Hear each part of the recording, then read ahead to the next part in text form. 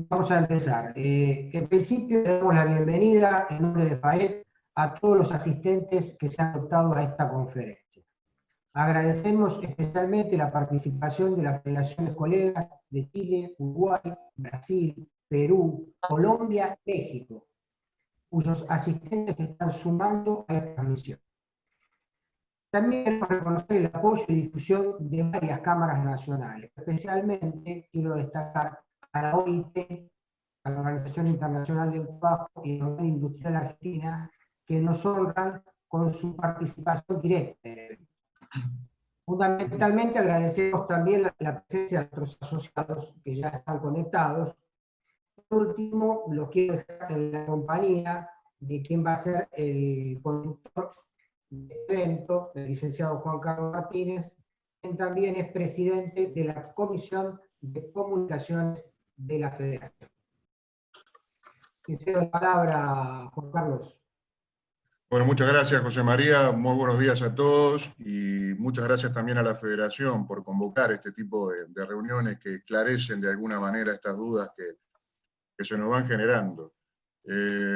Bueno, la idea es darles la bienvenida también a todas las personas que se han conectado y especialmente a los destacados panelistas que nos van a acompañar hoy, a cuales les agradecemos mucho la participación. En primer lugar, a Fabián Bertranú, director de la oficina de la OIT, de Conosur, América Latina, a Daniel Funes de Rioja, que es vicepresidente de Asuntos Laborales Internacionales de la UIA, de la Unión Industrial Argentina, y a Ricardo Bajovic, que es presidente de FAET y secretario de la Confederación Latinoamericana de Empleo. A todos ellos, muy bienvenidos, y ya comenzaríamos con las primeras preguntas, pero no sin antes comentarles a los participantes que por razones, hoy el doctor Funes de Rioja está muy demandado por temas de gobierno, quizás él tenga que salir anticipadamente de la reunión, va a estar participando bastante seguido, y ocupará también su lugar el doctor Pablo Barbieri, a que también le damos la bienvenida. Así que la primera pregunta entonces se la vamos a realizar a Daniel. Y realmente en esta realidad que estamos viviendo, Daniel, esta interrupción que realmente nos tiene a todos un poco expectantes de lo que puede llegar a pasar, y esta realidad, digamos, estas realidades también generan desafíos en esta incertidumbre, ¿no? La pregunta entonces sería, ¿cuáles serían las realidades y los desafíos que presenta el sistema productivo esta pandemia? Bueno, muchísimas gracias, Juan Carlos. Es un gusto acompañarlos. Como has dicho bien, yo voy a realizar una presentación y análisis y luego el doctor Barbieri responderá a las preguntas o inquietudes. Quizás el primer elemento que tuve en cuenta, basado en mi demasiado larga experiencia en la OIT y como presidente de la Organización Internacional de Empleadores, fue, frente a una pandemia global, ¿qué otras experiencias habíamos vivido de esa naturaleza? Y probablemente en este siglo lo que uno recuerda rápidamente no es solo la crisis argentina de 2001, 2002, que era Argentina, sino la crisis financiera internacional de 2008-2009. ¿Y qué hicimos entonces en la OIT? Lo primero, ver cuál iba a ser el contexto en el que nos íbamos a mover y cómo esa crisis financiera iba a repercutir en lo productivo y por ende en la economía real y por ende en empresas y empleo. Entonces, en base a esta interacción con el plano internacional y en base tanto a la acción que ha desplegado la OIT en estos últimos tiempos como Naciones Unidas y otros organismos internacionales y la Organización Internacional de Empleadores, dijimos, bueno, el mundo, sobre todo el mundo occidental, ha repercutido, ha impactado esta pandemia del COVID-19 antes que a nosotros, con lo cual nos da entre 30 y 60 días de anticipación. Entonces, ¿qué tuvieron en cuenta los expertos para enfocarlo? En primer lugar, el riesgo. Y el riesgo, ¿quién lo mide? Fundamentalmente los científicos. Digo, base científica para análisis del riesgo. Y análisis de riesgo que me lleva a una proyección, que es el pensamiento de la prevención, es decir, cómo los empresarios tomamos el tema del riesgo, de este riesgo, ignoto en su escala, en su expansión y en sus consecuencias. Nadie puede decir hoy a ciencia cierta hasta cuándo. Lo que sabemos es que puede tener un punto de maduración, pero puede tener réplicas ulteriores, medir el riesgo. Segundo, contexto global, regional y local. ¿Por qué contexto global? Porque para producir no es solamente una cuestión de oferta, sino una cuestión de demanda. Entonces, esto afecta al mercado interno, pero también al mercado global. Exportaciones que teníamos empezaron a quedar paradas. Y por otro lado, empiezan a aparecer nuevos mercados porque se caen otros oferentes. Y obviamente va a haber nuevos ganadores y nuevos perdedores con respecto a todo esto. Entonces, y además, desde el punto de vista sanitario, cómo se produce la cadena de contagios, cuál es el camino de la seda. No estoy glosándolo a Trump con que esta es la peste china. Lo que estoy diciendo es que ha habido un camino de contagio o hay rutas de contagio más probables que nacieron a partir de determinadas realidades, sea de turismo o de vínculos sociales, culturales o comerciales. Y el tercero, y este es el más importante, es el paso a paso. Es decir, acá no se encara una estrategia de se cierra todo y se abre todo, sino que a partir de la decisión del aislamiento que tomaron mayoritariamente los países, y la Argentina incluido, cómo se gradúa la reiniciación o reapertura de actividades. Y voy entonces, después de esta breve visión internacional, que seguramente Fabio va a complementar mucho mejor que yo, a la experiencia argentina. A mí me toca liderar la industria de la alimentación, que es una de las que fue declarada esencial. Y como fue declarada esencial, lo primero que hicimos fue sentarnos con el gobierno, articulación público-privada, absolutamente necesaria, para ver, dado que éramos esenciales, cómo cubríamos el abastecimiento. Y para ese abastecimiento teníamos que tener en cuenta, primero, que tenía que estar integrada la cadena de valor, no solamente las empresas productoras de alimentos, sino aguas arriba, insumos, etcétera, aguas abajo, logística, distribución, mantenimiento de maquinaria, repuestos, etcétera, envases y todos estos elementos, tanto de mercado interno o de mercado internacional, que integran la cadena de valor. Y también, obviamente, los temas relacionados a la exportación. En segundo lugar, que teníamos que tener protocolos de prevención. Es decir, teníamos que generarle a la gente que tuviera que ir a trabajar la certeza de que iba a tener la máxima seguridad posible dentro de lo ignota que es la pandemia. Y tomamos los protocolos internacionales, los adaptamos, pero el tema de distancia social, sanitización de baños, vestuarios, comedores, fue celosamente vigilado. Y también el tema de lo que llamo logística externa, es decir, sobre todo, porque además en las reuniones con el gobierno, con los ministros de Salud y Transportes en este plano, hemos trabajado estrictamente con los ministerios de Producción y de Trabajo, y de hecho en el comité de crisis que tenemos en la Unión Industrial, que desde el día 20 de marzo nos reunimos diariamente por videoconferencia, se incorporan ministros con quienes discutimos los temas de urgencia, era el tema de evitar las grandes aglomeraciones.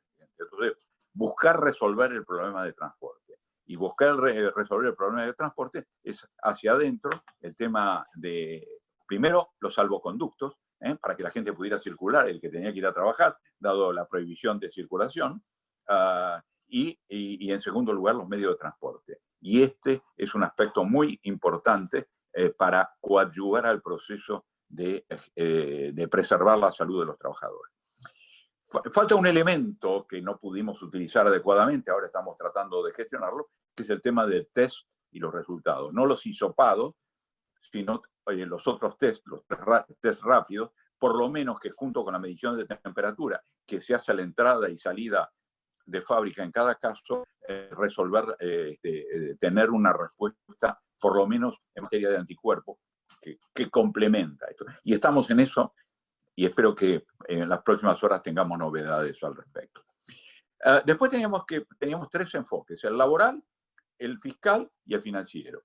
El fiscal, obviamente había que pedir postergaciones o exenciones desde el punto de vista fiscal, dado que al no haber producción y solamente los esenciales trabaja entre el 20, el 30, a lo sumo el 40% de la producción, el resto, entre el 60 y el 80% de la producción, está a cero. Evidentemente la caída del producto y todo esto va a repercutir, y había que preservar. Primero, veníamos 2 años y medio de recesión, sin capital de trabajo, sin acceso a créditos, así que el tema fiscal había que atenderlo, y el tema financiero por 2 líneas se atendió. Por el lado de acceso a créditos, garantía del Estado, porque a las pymes sin garantía del Estado no se les da crédito, mucho menos una situación como esta, y el programa especial de asistencia, dentro de las posibilidades de un país que tiene un problema de deuda externa grande y que viene de 2 años y medio de recesión, y yo diría, y de 10 años desde 2011 de amesetamiento económico. Y esto se llamó ATP. Entre las medidas laborales, lo que pedimos en las medidas de emergencia que tomó el gobierno son 2 que fueron muy importantes. Uno es la facultad de organización o de reorganización, dado que íbamos a tener difícilmente, incluso los esenciales, teníamos más del 60% del personal trabajando. ¿Por qué? Porque están los que por edad, por estar afectado por alguna patología, por maternidad o por cuidado de los hijos, porque no hay escuelas, entonces teníamos una dotación más reducida. Y además había que aliviar las líneas para tener la distancia social, el 1,5 metros, 2 metros entre trabajadores. Así que hubo reordenamiento de turnos, etcétera, aspecto que tendrá que continuarse, porque además también hay un problema de demanda. Aunque uno tuviera la oferta de productos, tampoco tiene mercado. Y así lo logramos. Y el segundo es que hubiera claramente, y lo hubo en la primera norma dictada por el gobierno, un acceso a la contratación de eventuales, aunque se pudiera discutir si era eventualidad esto, digamos. Y la norma nos faculta a contratar eventuales que actuaron como un fuelle muy importante, puedo decir, no solamente en los picos de tareas extraordinarias o de recuperación de la economía, sino en el medio de una pandemia como esta, el trabajo eventual también constituyó uno de los ejes de articulación de este modelo laboral de la emergencia. Junto con ello, la definición normativa fue que en los esenciales había gente que iba a trabajar en la empresa, gente que trabajaba por teletrabajo, trabajo a distancia o en sus diversas modalidades, y los que no trabajaban. Ahora bien, en un primer momento, porque se pensaba que el proceso iba a ser corto, se estableció una distinción y luego se dejó sin efecto entre quien trabajaba y no trabajaba.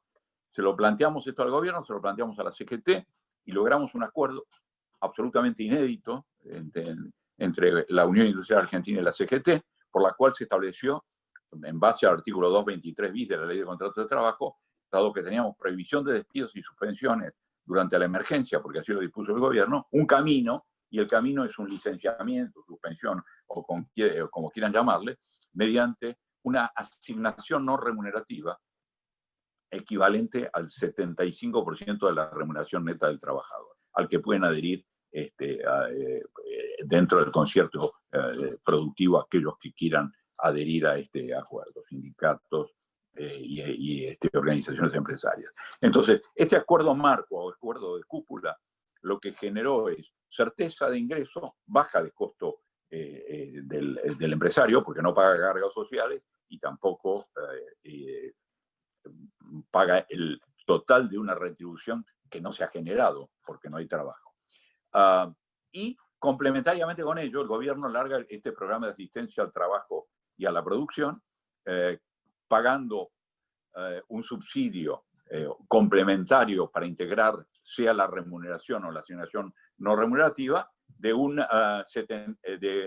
salario mínimo hasta 2 salarios mínimos, pero nunca más allá del 50% de la retribución de bolsillo del trabajador. Esto ya se está liquidando, incluso puede haber problemas de desencaje en el país porque se haya depositado más, porque deposita directamente el ANSES en la cuenta del trabajador. Ayer el ministro de Trabajo produjo una resolución mediante la cual se produce la compensación con mayo, es decir, el excedente. No es que haya que devolverlo de nada, sino se computa a efectos de mayo.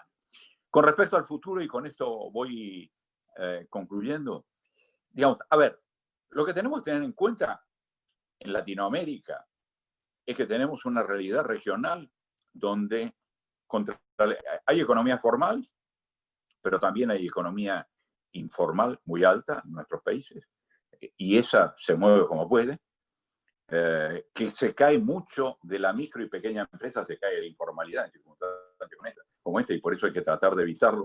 Y todos estos programas son para la economía formal, para los informales o los cuentapropistas hay otros, pero queremos que no se desinfle ni se incremente la informalidad. Y hay la micro y los cuentapropistas que también se manejan, o casi diría como puedan, no están en este esquema o en esta visión, pero hay que computar.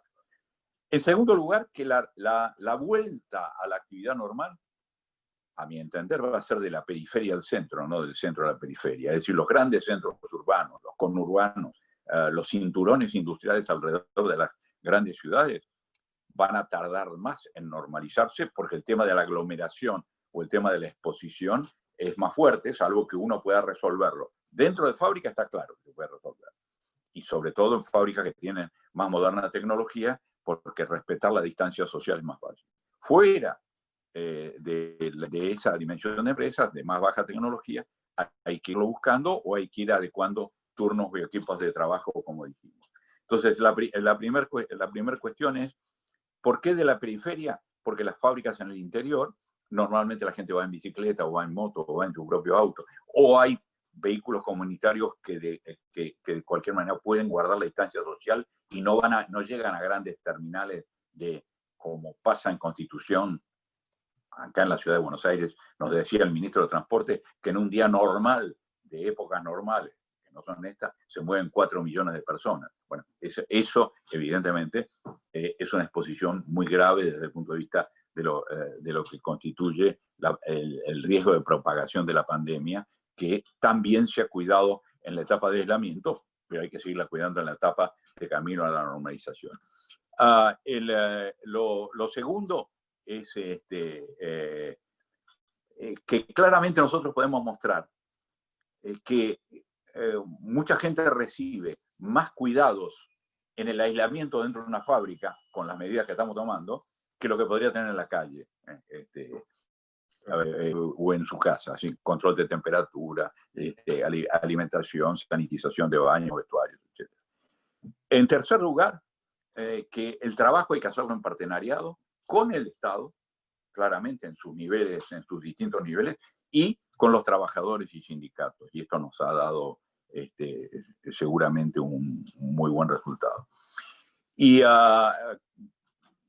como materias pendientes, y con esto concluyo, diría, yo creo que es bueno, y lo he dicho y lo reitero, tener un seguro de desempleo que permita, sobre todo en un país como la Argentina, que hace 20 años que vive en emergencia económica, que permita proteger al trabajador y no un puesto de trabajo que, como se ve en el medio de una pandemia, es muy frágil. El puesto de trabajo puede estar o no estar, la empresa puede tener capacidad o no, y hoy la mayoría no tiene ni capital de trabajo como para responder a esto. Entonces, es mejor que el trabajador y su familia estén protegidos, independientemente de lo que puede ser específicamente la fuente de trabajo referida. Y esto, un buen seguro de desempleo que combine, y esto es un tema para Fabio seguramente, que combine tanto el desempleo por desvinculación o despido, o la caída o valle por suspensiones, por crisis de producción, como genera esta pandemia. Y el otro tema es el tema del chequeo o test, que mejoraría mucho la certeza de la inocuidad y nos pondría más en el camino de estar ayudando, no solo a la producción, sino también a la sociedad en su conjunto, porque hoy tenemos la cadena de la producción alimenticia y farma es 1,5 millones de personas, más o menos, que son los que están trabajando en la industria. Y en este sentido, les digo, realmente debo manifestar con satisfacción que venimos bien, venimos muy bien, y cruzo los dedos y ruego a Dios que podamos seguir así, desde el punto de vista de no tener contagios y tener muy buen control. Pero desde el punto de vista social, si podemos ir rehabilitando la producción con los cuidados que antes menciono, habremos hecho una experiencia complementaria de aislamiento y de reiniciación de actividad que sea satisfactoria. Y esto no es una afirmación, es fundamentalmente un anhelo, y espero que así sea. Gracias, Juan Carlos. No, al contrario, gracias, Daniel, muy claro, y bueno, esperemos que la reanudación de este entramado productivo sea de las características que mencionaste y podamos realmente revertir prontamente esta situación de la economía que tanto nos aflige. Muchas gracias por la participación, Daniel. No, a ustedes. Bueno, también entonces, como habíamos anticipado, el doctor está con algunos compromisos y va a tomar su lugar el doctor Pablo Barbieri, que es socio del estudio Funes de Rioja y además es asesor laboral de la Federación Argentina de Empresas de Trabajo Temporario, y es profesor titular de Derecho de Trabajo de la Universidad UCEMA y UADE. Así que muchas gracias, Pablo, también, bienvenido. Y ahora la pregunta es a Fabio Bertanú. Fabio, muchas gracias por acompañarnos. Y un poco estos desafíos que nos planteaba Daniel en la presentación, la pregunta un poco a la OIT, ¿cuáles serán los desafíos post-cuarentena? Bien, muchas gracias, Juan Carlos. Yo, mientras comienzo a hablar, veo si puedo también compartirles una figura que tengo, que preparé, que para los participantes luego la podemos distribuir. Creo que Daniel abarcó una buena cantidad de los temas que yo también quería mencionar, pero voy a ir justamente a esa perspectiva global y regional para contarles que bueno, la OIT ha estado trabajando intensamente con todos sus equipos en Ginebra y en las regiones para armar este sitio COVID-19 y el mundo del trabajo, donde estamos poniendo toda una serie de análisis y de herramientas a nuestros constituyentes, las organizaciones de empleadores, de trabajadores y por supuesto los gobiernos, con la idea de impulsar y posicionar el tema del empleo, el refuerzo de la protección social y particularmente el diálogo social. Entonces ahí está a disposición de ustedes todos estos avances que hemos estado haciendo en el análisis. Claro, la preocupación nuestra a nivel regional pasa, y este es el gráfico que tiene el Financial Times, que uno está tentado todos los días a ver, veo la evolución de la pandemia a nivel global, y esta mañana esto era lo que mostraba el gráfico, y claramente tenemos una región que está creciendo en la participación de los casos de muerte y también en los casos de contagio. Por supuesto, esto está explicado mucho por la dinámica que está pasando en algunos países como Brasil, Ecuador, Perú, México, pero claro, ya tenemos en el barrio una situación crítica que nos abre una cantidad de interrogantes y que seguramente las respuestas, algunas serán similares a las que ha implementado el hemisferio norte y otras van a tener que ser distintas. La semana pasada la OIT presentó el tercer informe desde que empezó la pandemia. Empezamos con una estimación de que iban a haber aproximadamente 25 millones de puestos afectados a nivel mundial. Ya estaba eso un poquito más arriba de la crisis del 2008-2009, la gran crisis financiera a la que hizo mención Daniel. A las 2 semanas ya se había actualizado ese dato y había alcanzado los 195 millones, y el último informe de la semana pasada alcanza a los 305 millones de puestos de trabajo a nivel global. Entonces, Entonces, fíjense que desde que empezamos en solo 2 meses hemos alcanzado una cifra que supera en 10 veces lo que fue la crisis del 2008-2009. Y esto se refleja en esta medición tratando de ver qué es lo que está pasando con las horas de trabajo, si hacer un equivalente a los puestos de trabajo a tiempo completo. También, como mencionó Daniel, tenemos en el hemisferio sur y en los países emergentes el problema y el gran desafío de los trabajadores en la economía informal. Y la estimación global es que hay unos 1.600 millones que corre peligro inminente de ver desaparecer sus fuentes de ingresos, tanto por el confinamiento o porque están ligados a sectores, a cadenas donde hay sectores mucho más golpeados, ¿no? Sabemos que, por ejemplo, hotelería, turismo, restaurantes está al tope de donde está afectado. Ahí también hay muchas pequeñas empresas y también un encadenamiento de servicios que no están en la formalidad. Por supuesto, el tema de las empresas es crítico, no solamente ver el lado del empleo, sino justamente ver las unidades económicas, que son las que generan en definitiva empleo. 436 millones de empresas afrontan grave riesgo de irrupción en sus actividades. Claramente hay sectores más afectados que otros, y si vemos los datos en América Latina, trasladamos esas estimaciones globales a la realidad de América Latina, que sería una de las regiones más afectadas. Tenemos 31 millones de empleo a tiempo completo que se verían afectados. La CEPAL también la semana pasada mostró las cifras de estimaciones de caída del producto, 5,2 puntos del producto caería el Producto Bruto Interno. Esto ya es la cifra más histórica, más alta de la que tenemos registro, al igual que el impacto en el empleo en los últimos 100 años. Y nuevamente ahí vemos la gran incidencia que tiene el empleo informal y cómo va a afectar alrededor del 89% de los trabajadores informales, unos 140 millones de personas en la región que van a ver amenazados sus ingresos. Entonces, esta pandemia es una pandemia también laboral, ¿ah? Y tenemos ahí unos enormes desafíos, y la respuesta que ha tipificado la OIT, también a partir justamente de lo que mencionaba Daniel, de las experiencias anteriores, es tratar de poner 4 pilares en funcionamiento. El primero, que es estimular la economía y el empleo. Ahí ha habido, la mayoría de los países han puesto todos estos paquetes de respuesta, que en algunos casos son muy voluminosos, en otros, como el caso de Argentina, son más limitados por las estrechez fiscal, política fiscal activa, relajar la política monetaria, tener una línea de préstamos y ayuda financiera a los sectores, a las empresas, y también incluido el sector salud. El segundo pilar tiene que ver con este apoyo que mencionaba anteriormente a las empresas, a los empleos y a los ingresos. La realidad también productiva de los países es distinta, y también los niveles de formalización son muy distintos. Pero ahí claramente hay que extender la protección social. Las prestaciones no contributivas van a jugar un rol muy importante, especialmente para los trabajadores que están en la informalidad, y justamente para ayudar a la estrategia sanitaria de colaborar con que se cumpla el confinamiento.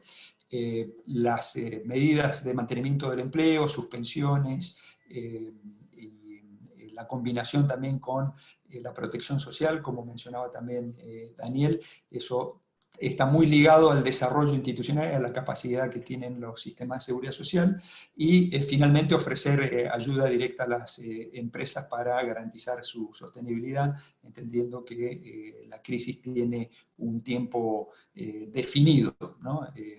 Ahí creo que al final podemos comentar sobre la incertidumbre que tenemos, cuánto más se va a extender la crisis, y seguramente la mayoría de los países va a tener que implementar una tercera o cuarta ronda de paquetes de estímulo y de apoyo a las empresas y el empleo.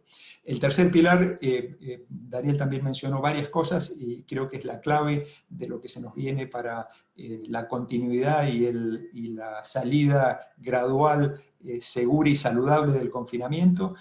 Luego podemos comentar algo más específico, que es proteger a los trabajadores en el lugar del trabajo.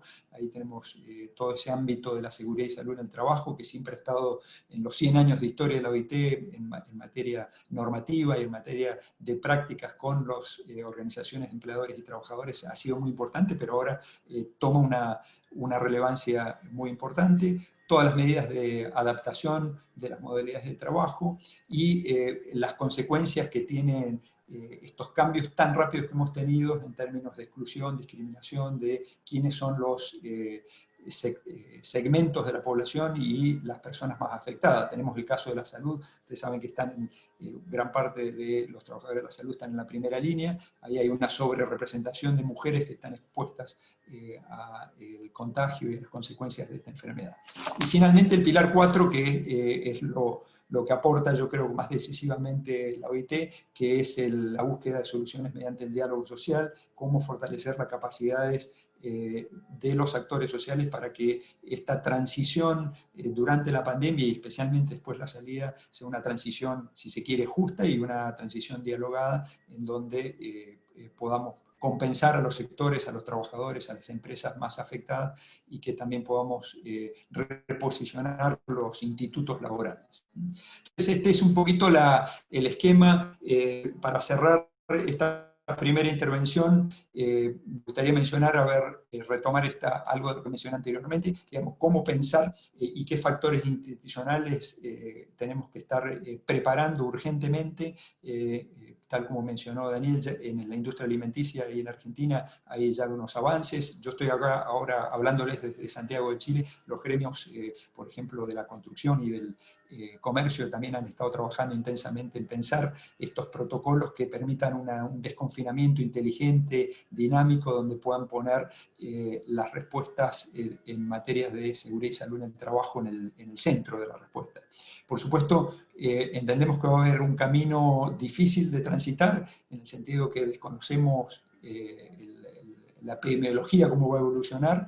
De hecho, en Santiago la semana pasada y en Chile hubo una apertura a discutir cómo iba a ser la recuperación y el desconfinamiento, y ayer y los últimos 3-4 días han habido medidas urgentes que ha anunciado el gobierno de enviar a confinamiento a algunas comunas de Santiago.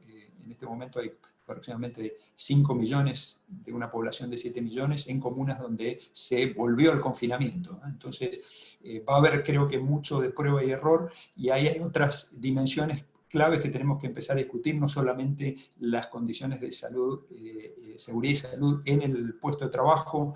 Creo que Daniel mencionaba lo importante que es para la empresa, para el trabajador, para también la institucionalidad que hay con los comités de higiene, los comités paritarios de higiene y salud a nivel de empresa, para poder implementar estos protocolos, pero también qué es lo que está pasando fuera, y el transporte en las ciudades de América Latina, en las ciudades grandes como Buenos Aires, Santiago, San Pablo, va a ser clave cómo se reorganiza y repensamos la forma de organizar el transporte, porque pareciera que una parte importante de la exposición y el contagio se produce en los trayectos. Entonces ahí hay un gran desafío de cómo repensar el funcionamiento de las ciudades en materia de transporte. Si les parece, corto acá y luego en la segunda ronda comentamos algunos aspectos más. Juan Carlos. Gracias. Oh, cómo no, Fabio, muchísimas gracias, clarísima la información. Ahora la pregunta a Ricardo Bajovich. Esta cuarentena, indudablemente, Ricardo, nos ha sorprendido en muchos aspectos, cosas que no teníamos previstas, ¿no? Y la consulta es, ¿qué novedades en materia de empleo trajo esta pandemia y cuáles fueron los mayores obstáculos que se presentaron?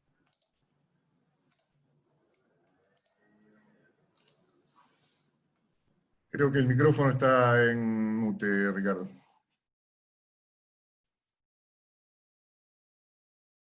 Ahora sí, gracias. Gracias, Juan Carlos. Gracias, Fabio. Gracias, Daniel. En primer lugar, como todos sabemos que hay una crisis de salud institucional muy grande a nivel mundial, y esto ha generado distintas dificultades en los distintos países, tanto de América Latina como a nivel mundial.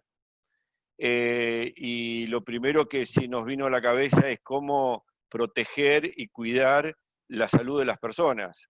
Yo lo primero que pienso que me quiero solidarizar con las familias que están viviendo una situación extremadamente triste para muchas familias, y creo que esto ha traído innumerables desafíos familiares, personales, dentro de los hogares, porque esta revolución que estamos teniendo en este momento hace que nos repensemos nuevamente cómo va a ser el futuro de nuestras familias, de nuestros hogares, la forma de trabajar, la forma de pensar institucionalmente, y creo que ahí hay algo que tenemos que empezar a pensar sobre la base de la salud de las personas, la salud de la familia, la salud de los hogares, la salud de los chicos. Es decir, hoy estamos todos afectados de alguna forma en el encierro que hace 50 días que estamos viviendo en nuestros hogares. Hemos aprendido un mundo nuevo. No veo un horizonte que sea semejante a lo que estamos viviendo hoy, de lo que hemos venido hacia dónde vamos. Y esto va a generar una transformación muy profunda dentro de nuestras familias, un repensar como nos sirvió como un freno a la vorágine que ha mantenido las distintas sociedades. También esto también nos ha traído un desafío institucional dentro de las organizaciones, dentro de nuestras empresas. Nosotros como empresarios y como instituciones vemos que hay una transformación de fondo y no de forma. Ya no va a ser lo mismo la forma de trabajar de las personas de lo que veníamos haciendo hace un tiempo atrás a lo que estamos viviendo hoy.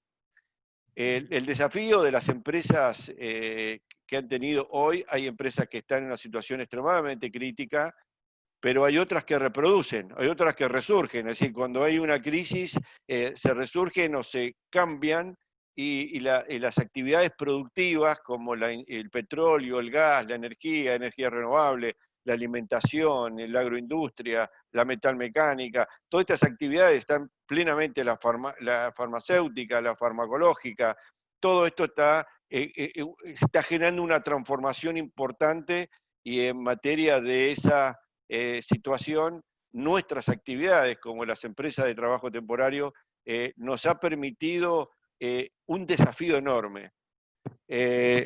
Un desafío enorme. ¿Por qué ese desafío?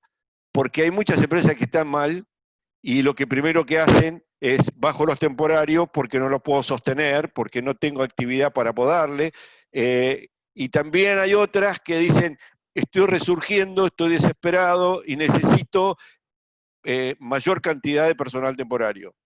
Ese desafío con las oficinas cerradas, nuestra gente, toda la actividad de personal temporario se ha sentido como un resurgimiento de nuestra actividad. Por lo menos no menos de 5.000, 6.000 pedidos hemos tenido desde el 20 de marzo en adelante con oficinas cerradas. Y entonces tuvimos que hacer una innovación enorme, transformación tecnológica, transformación digital, comunicación, enlaces de las organizaciones, de las personas, y ahí entra el problema de las familias, es decir, porque le llevamos nuestras oficinas a sus casas. Y hoy toda la gente está conectada online. Y todos tuvimos que aprender de Teams, tuvimos que aprender de Zoom. Lo que queríamos hacer, que íbamos a hacer algo gradual que podía llegar a venir, lo estamos viviendo en este momento. Entonces, las familias y estos hogares se han visto transformados, que está trabajando y ve que el hijo se le cuelga en las espaldas y y a veces interrumpen las comunicaciones, en los enlaces. Bueno, eso es una nueva forma de trabajar. Nuestras oficinas están prácticamente, de todas las compañías de nuestra actividad, están online. Y hoy todas las coberturas, esos 5.000, 6.000, 7.000 pedidos que tenemos permanentemente, se están cubriendo desde home office. Y eso nos ha permitido a repensar una organización distinta. Así como lo vivimos nosotros, lo vive la industria farmacéutica, es decir, la reposición, la promoción, el evento, todo lo que estábamos haciendo en estos últimos tiempos, se ha venido en una parte reducida, pero por otro lado, una euforia de las actividades como la comunicación, la logística, la distribución, todo es como emergió de golpe como una montaña y nosotros tenemos que cubrir.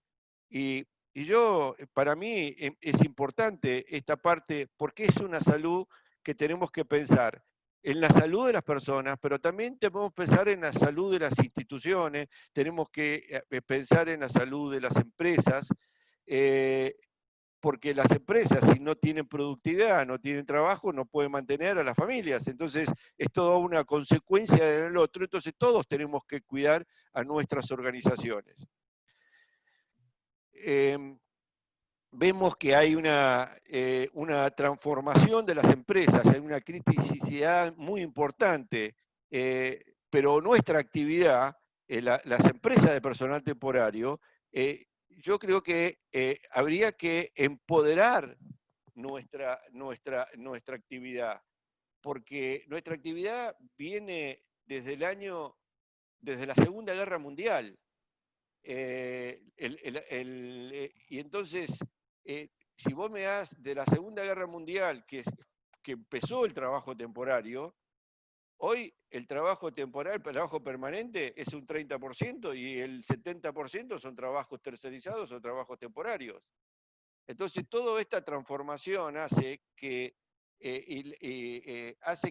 nuestras empresas y nuestras instituciones nos permitan que nuestra actividad en su conjunto son la garantía de la seguridad social.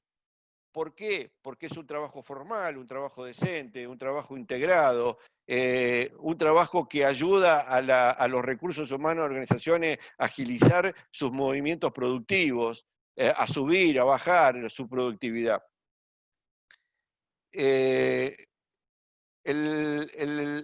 importante que la flexibilidad que se ha mantenido en los tiempos con nuevas propuestas de valor como el trabajo remoto, el trabajo flexible, las pasantías, todo eso en el tiempo se fueron perdiendo por mala praxis o por distintas situaciones, se fueron perdiendo. ¿Quién perduró en el tiempo? Las empresas de personal temporario. Desde el año 1945, hoy están activas, emplean más de 18 millones de personas en el mundo, ayuda a la productividad de las organizaciones. Y eso demuestra que la importancia, como lo dijo Ryder en su presentación en París, que la garantía de las instituciones, de la transformación laboral son las empresas de trabajo temporario. ¿Por qué? Porque Uber es una plataforma, hay distintos tipos de plataformas laborales, pero eso no significa que se mantenga la importancia de la seguridad social. Y ahí hay que hacer una transformación. Muchas gracias, Ricardo. Muy clara ha sido la exposición y vamos a continuar seguramente con este tema en la próxima rueda de preguntas. Ahora la pregunta, estamos con los tiempos ya bastante pasados, digamos, ¿no? Con lo cual quería aprovechar también la presencia de Fabio para consultarle. En el año 2019, la OIT y sus constituyentes debatieron ampliamente sobre el futuro del trabajo, digamos, ¿no? Claro, hoy nos encontramos con esta interrupción. Y la pregunta es un poco, ¿qué cambiaría a esas conclusiones que se llegaron en el 2019 para este futuro, digamos, que nos espera post pandemia, ¿no? Efectivamente, Juan Carlos, y me permito también volverles a compartir una figura, a ver si sale, de cómo vincular toda esa discusión que tuvimos el año pasado con la velocidad de los acontecimientos que tenemos actuales, ¿no? Resulta que ahí rescaté una de las fotos que teníamos que se prepararon en todo este año de celebración que tuvimos el año pasado con el centenario de la OIT y discusión tan intensa sobre el futuro del trabajo, la identificación de los grandes desafíos que imponía la tecnología, el cambio demográfico, los cambios en la organización del trabajo. Entonces, la pregunta ahora en el corto plazo es si una foto así es posible, dado que tenemos que cambiar la forma de trabajar. Y la pregunta es cómo incorporamos en nuestra reorganización del trabajo estas circunstancias especiales de la pandemia que por lo pronto nos están diciendo los epidemiólogos, los sanitaristas, que vamos a tener que pensar en 1 año, 2 años hasta que tengamos una vacuna. Entonces, ahí me llegó esta mañana también el lema de una nota del sindicato nuestro de los funcionarios de la OIT, que justamente estamos pensando cómo volver a las oficinas en forma gradual, segura y saludable, ¿no? Entonces está esta frase, tan rápido como sea posible, pero tan lento como sea necesario, ¿no? Y un poco esa frase conecta con cómo será el futuro del trabajo post-cuarentena, post-pandemia, ¿no? Porque como que tenemos unos desafíos de cortísimo plazo, de mediano plazo para salir del confinamiento, y después unos desafíos cuando efectivamente logremos tener una vacuna y estemos preparados para las próximas crisis. Ahí mismo también Daniel mencionaba el desafío de repensar el seguro de desempleo. Ricardo mencionaba estos cambios transformadores de fondo y no de forma. Entonces, ahí yo me pregunto, primero, digamos, ¿cómo va a ser esta organización de la producción del trabajo en un contexto donde la posibilidad es que vayamos hacia una suerte de desglobalización o donde pare este proceso de profundización de la globalización, donde estábamos pensando que las cadenas mundiales de suministro serán el futuro y que teníamos que apostar productivamente en los países, en los sectores, en las empresas para ese escenario. Nos ha demostrado que hoy hay cuestionamientos, especialmente en ciertas cadenas productivas. Ahí ustedes mencionaron la industria de fármacos y de toda la tecnología médica, esta disputa por los respiradores.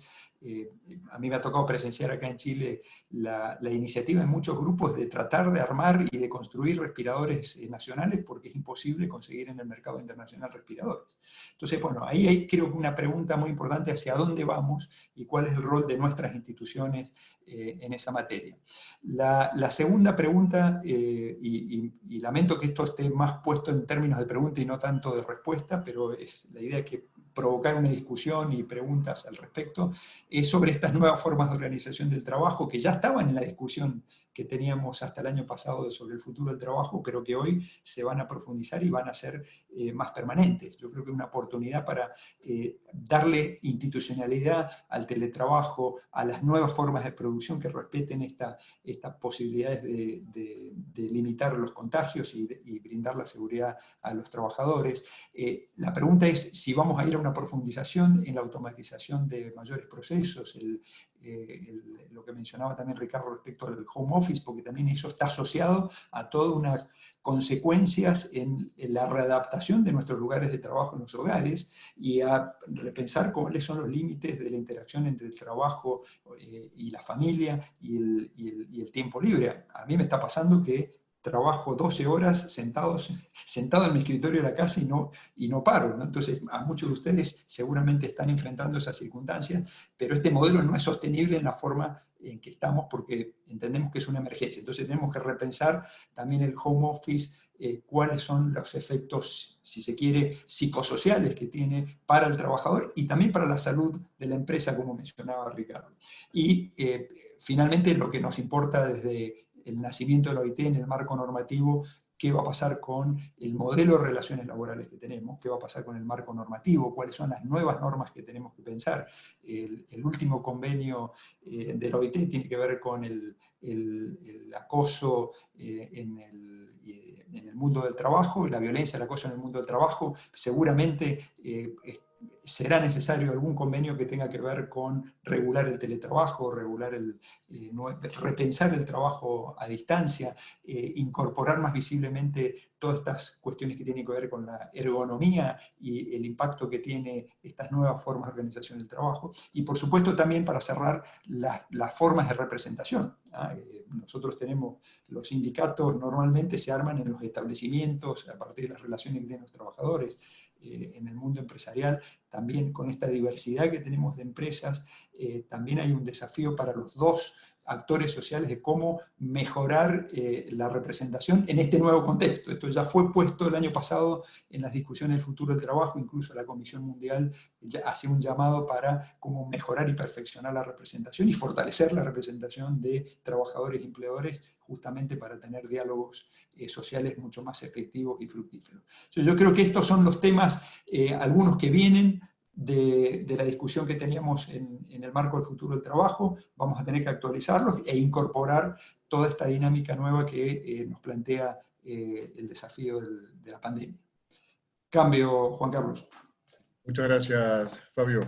Ahora una pregunta para Pablo, también en relación a lo que comentaba Fabio y a lo que comentaba Ricardo. El gobierno argentino ha tomado determinadas medidas con respecto a las relaciones laborales. Y la pregunta, Pablo, sería, ¿cómo se fueron adoptando estas medidas? ¿Qué resultado nos va a dejar pospandemia? Y como bien mencionaba Ricardo, si crees que las empresas de trabajo temporario tendrán un rol protagónico en esta vuelta al trabajo, ¿no? Bueno, a ver, disculpen. Primero, gracias por la invitación. Muy interesantes las exposiciones, de hecho estuve tomando nota, no sé si por ahí, como está abierta la cámara, por ahí se veía. Y bueno, antes de comenzar, dos cositas que justo vienen a colación de lo que venía diciendo Fabio, sobre el tema de repensar el trabajo remoto, esto de las 12 horas, y ahí o 10 horas, 12 horas, me sentí identificado, entonces uno de los desafíos importantes. Y el otro punto que también me quedó dando vueltas es el tema de repensar un poco lo que es el seguro de desempleo, la seguridad social, que también había mencionado Daniel, y Ricardo había referido con el tema de defender la formalidad en el trabajo, ¿no?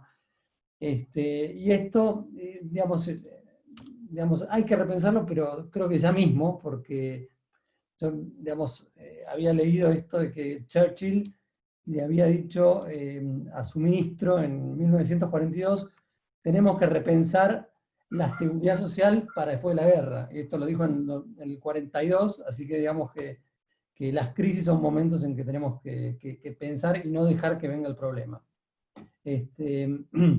Bueno, ahora yendo un poco a las medidas que fue tomando el gobierno, yo tengo acá, voy a tratar de ser rápido porque sé que estamos complicados con el tiempo, pero digamos, voy a compartir pantalla con un breve presentación con básicamente los puntos. Un segundito, a ver si estamos. Ahí está. Simplemente para ir marcándolos. Bueno, en términos generales, yo les digo que el gobierno se focalizó en 4 principales puntos o 4 principales aspectos.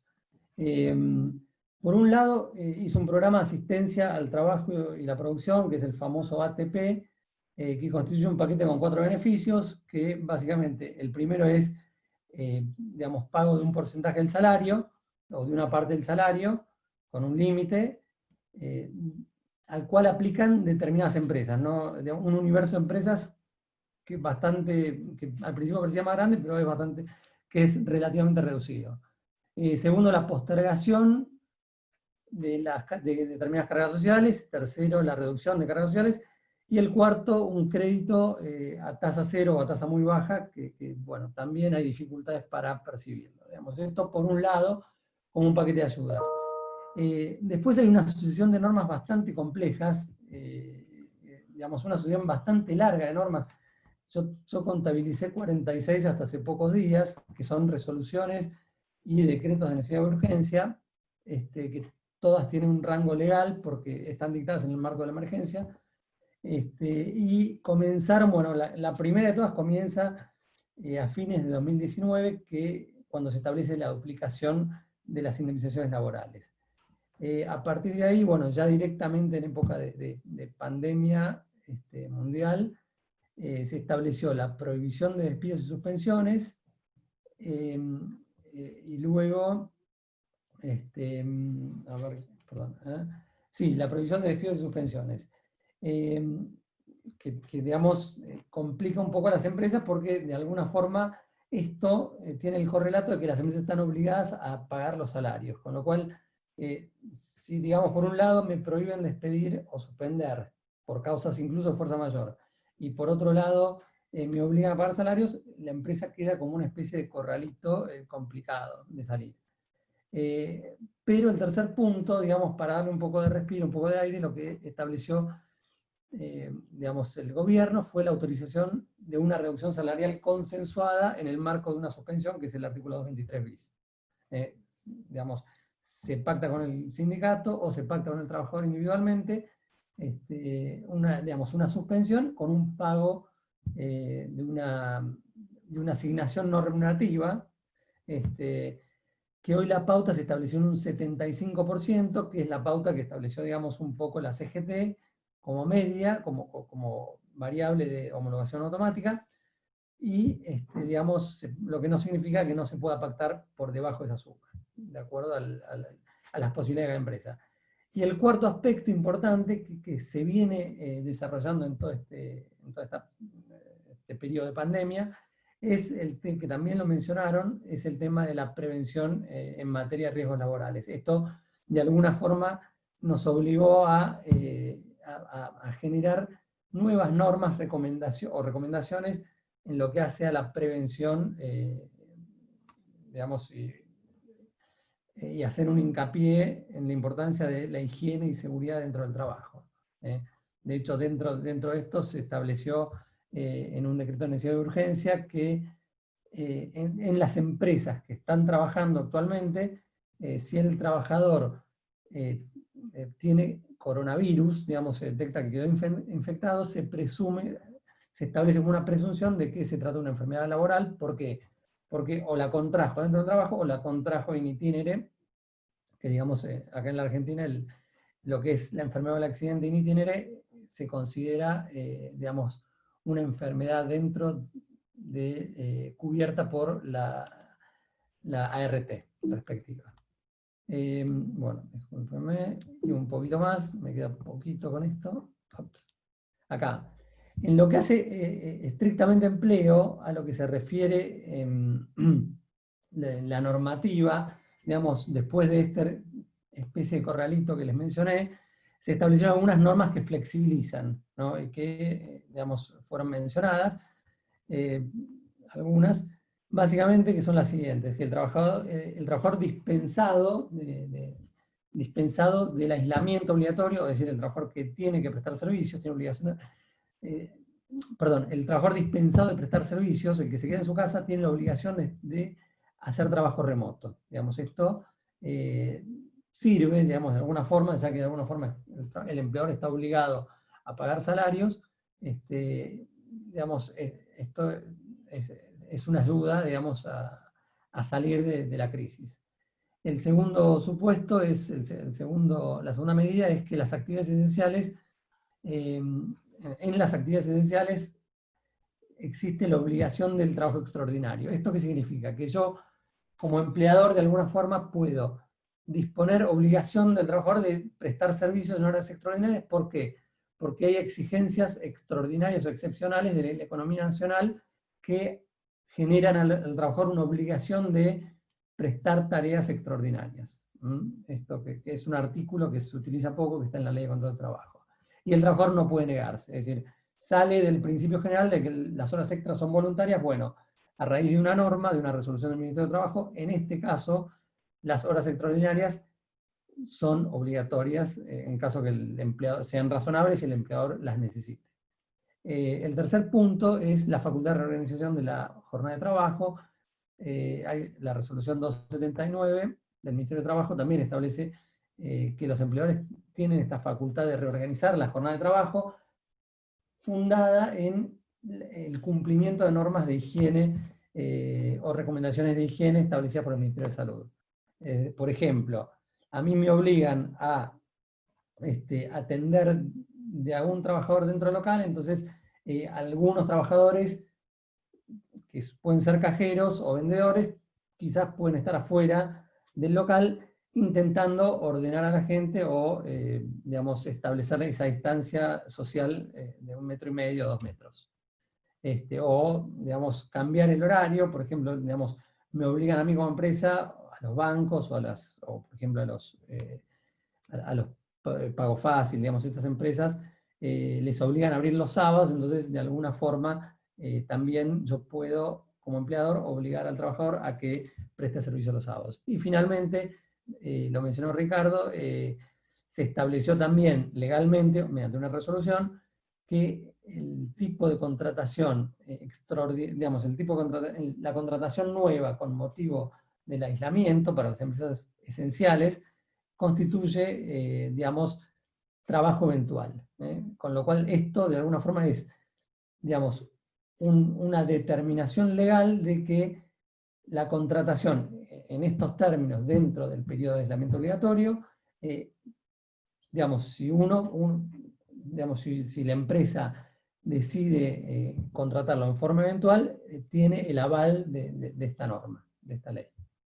Entonces, básicamente este es el esquema, por un lado, de beneficios bastante complejos, de obligaciones y de algún tipo de normativa flexibilizadora del empleo, de algunos aspectos del empleo.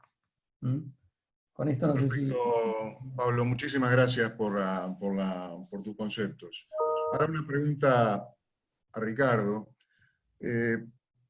Ricardo, veníamos hablando anteriormente de los cambios que traería aparejada la cuarta revolución industrial de que tanto hablábamos, ¿no?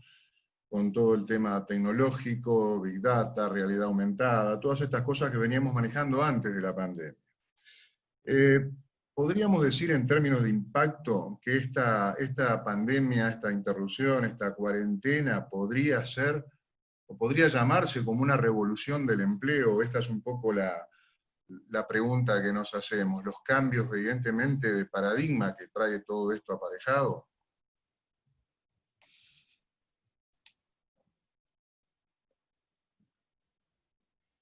Sí, yo recién había hablado de la revolución industrial. En la revolución industrial nosotros nos sacaron de las casas y nos llevaron a las fábricas. Entonces primero empezó la robotización en las organizaciones, en las industrias. Las maquinarias y el reemplazo de las maquinarias en la cosecha, en los campos. El hombre dejó de trabajar en los campos. Estábamos en el campo y dejó de trabajar. La industria lo fue llevando a sus fábricas. Y hoy la robotización, digamos, que fue la parte más importante de la revolución industrial. Hoy tenemos la revolución tecnológica, la revolución digital, la transformación de la forma de trabajar. Esta epidemiología nos ha permitido que evidentemente lo que nosotros teníamos como un paradigma de que no se podía, cómo hacemos el home office, si la gente se podía, hoy nos dimos cuenta que todo se puede, y todos están conectados, y hoy estamos conectados por distintas formas, por Teams, por Zoom, como estamos en este momento, estamos conectados, armamos nuestras reuniones, discutimos menos y vamos al grano, como decimos en la jerga laboral. Entonces nos damos cuenta que todo esto ha cambiado. Esto ha cambiado. Y vino para quedarse, no para irse. Es decir, que las administraciones que veníamos nosotros, transformaciones de los bancos, las transformaciones de distintas compañías, oficinas que teníamos enormes, dando en cuenta que todo eso se está terminando. Y que hoy podemos hacer en un café, podemos hacer reuniones virtuales, podemos hacernos desde un avión, o bueno, ahora ya no, ¿no? Pero por ahora. Pero esto es lo que viene. Entonces, tenemos que repensar cómo vamos a actuar hacia el futuro. Y hay un desafío importante. Hay dos desafíos importantes, yo diría. Primero, de las organizaciones, del gobierno y sindicatos. Ellos tienen la respuesta, saben cómo hacerlo y de esa forma pueden haber una transformación. Lo que veníamos diciendo antes, que íbamos a hacer una reforma laboral, que estamos trabajando, que todo el mundo, uno se ponía, el otro podía hacer, la pandemia lo pudo todo, porque los alinearon los gobiernos, se alinearon los sindicatos, se alinearon las empresas, estamos trabajando en equipo y a lo mejor podemos lograr una sociedad distinta.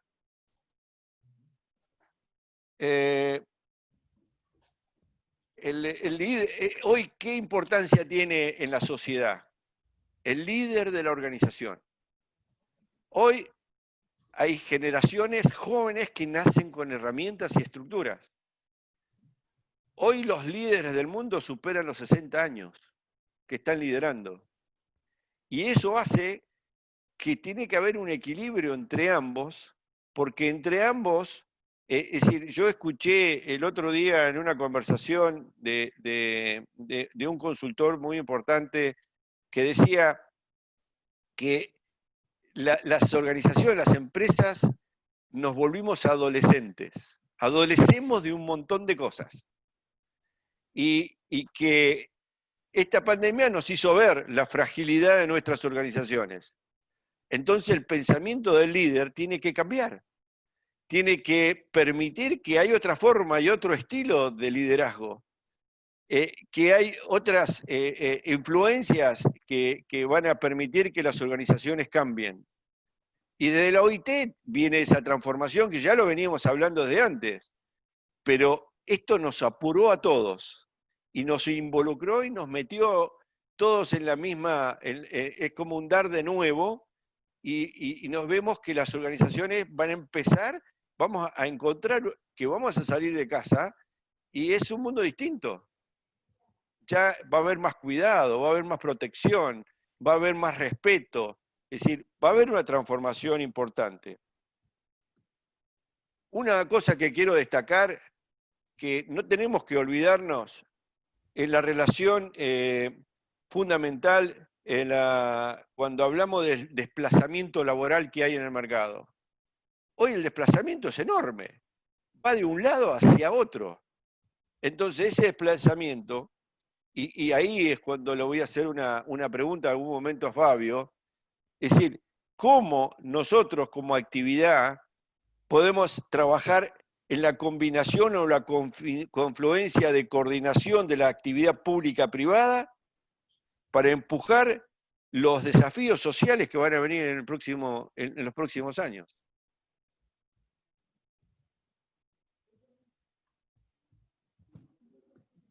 No se te escucha, Juan Carlos.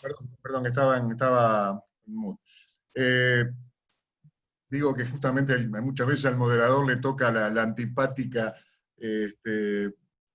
manera de ir cerrando un poco, pero lamentablemente estamos con los tiempos ya en el límite. Y quiero agradecerle a todos los participantes que han hecho unas preguntas realmente sumamente interesantes, pero que no vamos a tener mucho tiempo, con lo cual hemos ido trabajando con el equipo y hemos rescatado algunas preguntas que vamos a hacer a cada uno de los panelistas porque lamentablemente no nos da el tiempo. Pedimos disculpas por este tema, pero realmente han sido muy valiosos los aportes y muy interesantes y se nos fue un poquito el tiempo. En este caso la pregunta, Fabio, tiene que ver con la Organización Internacional del Trabajo, que está representando Fabio en este momento en su convenio 181, Y la recomendación 188 reconoce el rol positivo de las agencias privadas de empleo y el buen funcionamiento en el mercado del trabajo. ¿Cómo ves hoy el rol de estas empresas y la potencial colaboración entre agencias públicas y privadas del empleo, que es un poco la pregunta que también estaba haciendo Ricardo, ¿no? Gracias, Juan Carlos. Entonces, ahí yo estoy aprendiendo en esto también para usar Zoom y contestar, tener las preguntas, las respuestas. Hay algunas que las respondí por escrito y justamente una refería a ese tema. A ver, creo que en general tenemos una oportunidad estupenda a pesar de del desastre que es en materia laboral esta crisis, para repensar las instituciones laborales y reposicionarlas. Y es momento para que no escatimemos en utilizar todas las herramientas que tenemos a mano.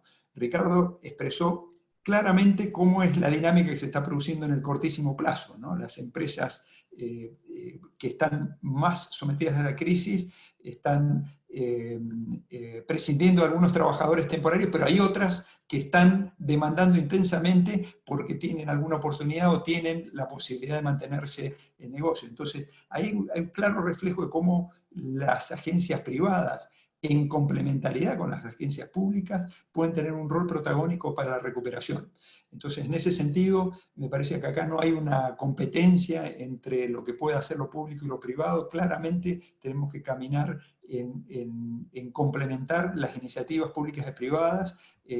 Estamos también, esta situación es terreno fértil para que algunos digan, vieron que necesitamos más Estado, otros que digan, vieron que el Estado es ineficiente, ineficaz en estas circunstancias. Creo que tenemos que dejar de lado esas discusiones y poner a funcionar a los actores privados, a los actores públicos. Para eso están los espacios también de diálogo social que aporta la OIT, y que en realidad no son de la OIT o del secretariado, son de ustedes mismos como organizaciones de empleadores. Me parece que hay una necesidad imperiosa de que pongamos y tenga más visibilidad cuál es el rol que va a tener esa institucionalidad laboral para poder salir de la crisis. Creo que los países que, si vemos las experiencias de otras crisis anteriores, salieron construyendo institucional laboral y poniendo actores públicos y privados en funcionamiento y en coordinación. Parte de la salida que tuvimos de la crisis en Argentina, parte de la salida de la crisis que tuvieron países como Chile en la crisis asiática y Uruguay también con la misma crisis del 2002, fue cuando se pusieron los actores públicos y privados a trabajar conjuntamente. Y yendo directamente al rol que cumplen ustedes como agencias privadas de empleo, ciertamente me parece que hay un rol muy importante, y de hecho el hecho de tener un convenio de la OIT acordado tripartitamente es una manifestación de la vigencia de este convenio, y parte también de nuestro rol ha sido promocionar la ratificación para aquellos países que todavía no lo han hecho, y creo que tenemos que aprovechar esta oportunidad para darle lugar a esas instituciones claves que tienen que ver en la intermediación del trabajo, de la intermediación laboral y las posibilidades de ser factores decisivos para la recuperación. Cambio. Muchas gracias, Fabio. Bueno, una pregunta, Pablo, también del público, es si funciona en Argentina el diálogo social, digamos, como instrumento principal para debatir el alto costo laboral de la Argentina, pero otro de los tantos temas que veníamos tratando antes de esta interrupción, ¿no? Sí. Bueno, a ver, primero que nada, el diálogo social desde ya es algo fundamental, y que la misma OIT considera fundamental. Hay muchos convenios que tratan el tema, y no solo eso, sino que hay el último, no me acuerdo cómo se llama, pero compendio... No hice bien la pregunta, a lo mejor no solamente si funciona adecuadamente para lograr este objetivo, esta es la pregunta, ¿no? Bárbaro. Ya que el diálogo social, por supuesto que existe, está, pero ¿o qué cosas deberíamos mejorar para que el diálogo social funcione y mejore? Perfecto. Sí, ahí termino. Entonces, digamos, hay una recomendación específica de la OIT, ahora mismo en COVID-19 y trabajo, y en lo que es en nuestro país, la mayoría de las normas hoy fueron sancionadas por DNU, es decir, directamente por el Poder Ejecutivo, con lo cual no venía funcionando mucho, salvo lo relativo a digamos, toda la reglamentación de las suspensiones en los términos del 223 bis, que en ese caso se recurrió al diálogo social y citándose a la CGT y a la UIA como representantes máximos de los distintos sectores. Hay una crítica digamos, que se refiere a que tendría que haber consensuado con más sectores, lo que pasa que digamos, resulta imposible e inviable citar a 16 sectores como habían mencionado algunos críticos de esta medida. Pero bueno, es la solución, es la vía de solución, y partimos de la nada a progresivamente hacer algo de diálogo social, y supongo que de acá en adelante se van a consensuar varias resoluciones, sobre todo por la crisis que se nos avecina, ¿no? Sí, sin duda. Muchas gracias, Pablo. De nada. Bueno, Ricardo, y ya estamos prácticamente cerrando, llegando al final, agradeciéndoles a todos, por supuesto, la participación, y hay una pregunta también del público, que de alguna manera lo hemos estado conversando en las últimas ruedas de preguntas, pero ¿cómo pensás que puede llegar a ser el rol de las empresas de trabajo temporario en esta post-cuarentena? Yo estoy más que convencido que es la herramienta fundamental para ayudar a la transformación y el cambio, porque la única actividad flexible, dinámica, que existe en el mercado es a través de las empresas de servicios eventuales o las agencias privadas de empleo, que le llaman a nivel internacional, en Argentina se llaman empresas de servicios eventuales. Creo que es el rol fundamental, es un trabajo formal, un trabajo decente, un trabajo que se le permite a las organizaciones ingresar a las personas en un trabajo formal, y manteniendo todos los cuidados necesarios, y entrenar y capacitar a la pequeña y mediana empresa en cuál es el rol que tienen que cumplir ellos en materia de recursos humanos y en materia de su propia organización. Creo que somos el eje fundamental para la pequeña y mediana empresa, no solo de la potencialidad que tiene, sino que encima la posibilidad de financiamiento de su desarrollo productivo de su organización. Muchas gracias, Ricardo. Y bueno, estamos leyendo algunos de los chats que nos comunican. Muchas personas agradecen, realmente les ha resultado sumamente interesante y están pidiendo que repitamos esto, porque realmente el tema da para mucho, y esta incertidumbre, como decíamos al comienzo, que nos va generando una serie de expectativas, creo que contribuyen a esclarecer todas estas cosas que nos están pasando. Ricardo, como presidente de la Federación Argentina de Empresas de Trabajo Temporario, que convocó este evento, te invito al cierre, a tus palabras y a las sugerencias que consideres convenientes para hacernos a todos. Primero agradecer a Fabio, a Pablo, a Daniel, y a ustedes como moderadores de este evento, con Mariani, Juan Carlos, vos, y a todo el equipo de FAET, la federación, que ha permitido que este evento tan importante se haya realizado en el día de hoy. También quiero agradecer a las instituciones de Colombia, Uruguay, México, Perú, Chile, y algunos, Uruguay, Argentina, es decir, y otros países de Europa, que hay presidentes y federaciones que nos están escuchando.